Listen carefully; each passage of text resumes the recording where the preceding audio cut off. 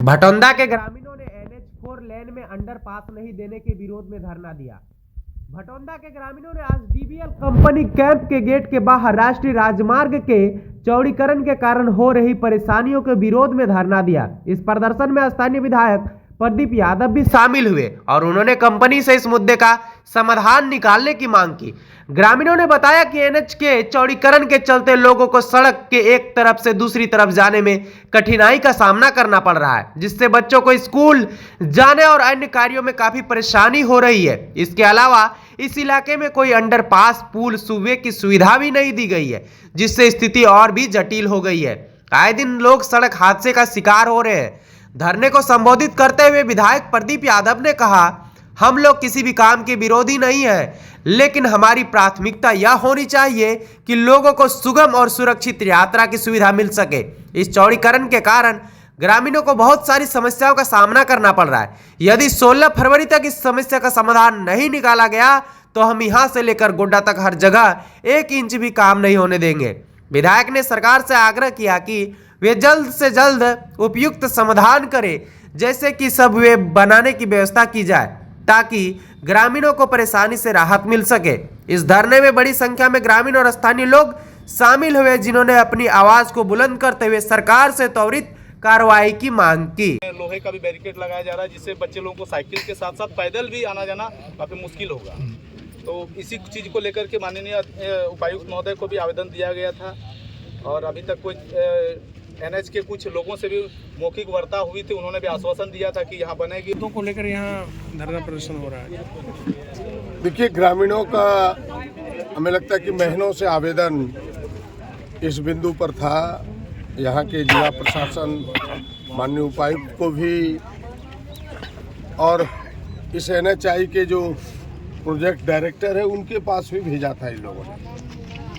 कि आपने देखा होगा कि यह जो 4 लेन सड़क बन रही है कई गांवों के बीचों बीच ये गई है। सुगावथान देखे, हरियारी देखे, भटौंदा देखे, कठौन देखे, और बीचों बीच जाने के कारण खास करके जो स्कूल है, अगर पश्चिमी है तो पूरब के लोग उस स्कूल से वंचित हो रहे हैं। भटौंदा में हाई स्कूल अवस्थित है पश्चिम में, पूरब के सारे बच्चे अब कैसे आएंगे इस NH4 को पार करके, इसे NH4 लेन को पार करके, ये मुश्किल है। आप भटौंदा मुख्य चौक को देखें तो उसके हाट पूरब साइड में है, पंचायत वन पूरब साइड में है, स्वास्थ्य वन पूरब साइड में है, वहाँ भी 4 लेन है। पश्चिमी के पूरे लोग भटौंदा के कैसे लोग क्रॉस करेंगे उसकी कठिनाई है। हरियारी भी यही है, सुगावथान में मॉडल कॉलेज पश्चिमी में है, कठौन आगे भी जाए आप, यहाँ की आपकी जो प्रमुख पर्यटक स्थल है जोगनी थान, वहाँ भी इन्होंने अंडरपास पुल नहीं दिया, जिस कारण से भारी कठिनाई है और भविष्य में दुर्घटनाओं को आमंत्रण देना है। इस प्रकार की सड़क, इनकी डिजाइन ही गलत है। ग्रामीणों की मांग है कि रीडिजाइन करे और हम सबको अंडरपास पुल दे, और कोई इसके काम का विरोध नहीं है।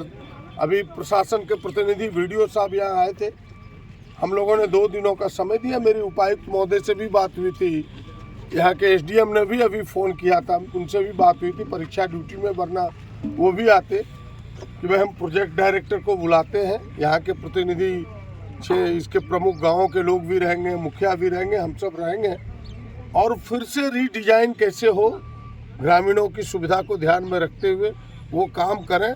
अगर 16 तक कोई ठोस निर्णय नहीं हुआ तो हम सब गोड्डा कॉलेज से लेकर के पूरे क्षेत्र के काम को बंद करेंगे, 1 इंच काम होने नहीं देंगे। यही ग्रामीणों का आवेदन है। हम सब इसके प्रतिनिधि हैं, हम लोग जनता के साथ हैं और जनता और प्रशासन के बीच एक ब्रिज का काम करके हम इसे समझौता कराना चाहते हैं, ताकि काम भी ना रुके, सांप भी मर जाए, लाठी भी ना टूटे। वरना जो ग्रामीणों का आक्रोश है वो आक्रोश कहीं तीव्र आंदोलन में ना बदले। इसीलिए हम लोगों ने 2 दिन का समय दिया है। हमें लगता है कि प्रशासन इसको सुलझाने का प्रयास करेगा। सर, कितने सबवे की मांग है आप लोगों की? क्या मतलब कि कितना जो पार पथ हुआ अंडरपास? हमें लगता है कि 4 मिनिमम तो देना ही होगा, तभी ये इसका समाधान होगा, लोगों का समस्या का समाधान होगा। लगातार एक्सीडेंट हो रहा है, उसके लिए भी कुछ कर रहे हैं?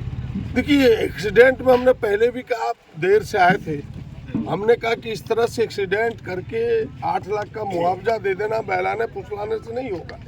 इनके 2 मापदंड हैं। यही NHI ने एक्सीडेंट किया रांची में, जो वहाँ का टावर गिर के मरा, NHI के कारण वहाँ 50 लाख रुपया परिवार को दिया, और यहाँ हमारे परिवार को मात्र 8 लाख रुपया देके इन्होंने बहला फुसला दिया, 10 लाख दे करके बहला फुसला दिया। ऐसा हो संभव है कि एक परिवार का मुखिया मर जाए और 8 लाख में उसका पूरा परिवार का जीवन कट जाएगा? ये गलत है। कम से कम 50 लाख का मुआवजा उसको मिलना चाहिए था, ताकि उसके बच्चे आगे पढ़ सके, उनका परिवार आगे चल सके।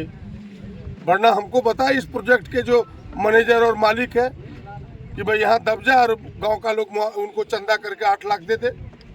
ये तो नहीं है न्याय। न्याय यही है कि भाई कम से कम उनके परिवार का जीवन चल सके, उनके परिवार के बच्चे आगे पढ़ सके, इतना मुआवजा जरूर देना चाहिए। हमें लगता है कि यहाँ बेईमानी हुई है। 8 लाख नहीं, कम से कम 50 लाख रुपया उस परिवार को मिलना चाहिए था।